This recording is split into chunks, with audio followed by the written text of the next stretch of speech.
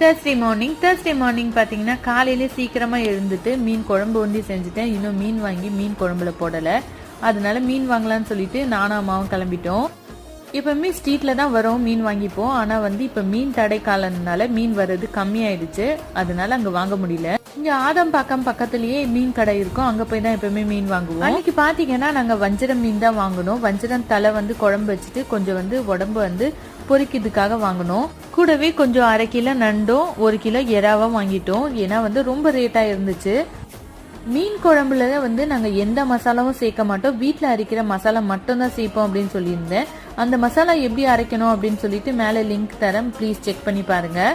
மீன் குழம்பு ரொம்பவே டேஸ்டா இருந்துச்சு. ஃபர்ஸ்ட் மீன் போடாமலே குழம்பு செஞ்சு வச்சுட்டு போயிட்டேன் கடைக்கு. வந்துதான் மீனை போட்டேன்.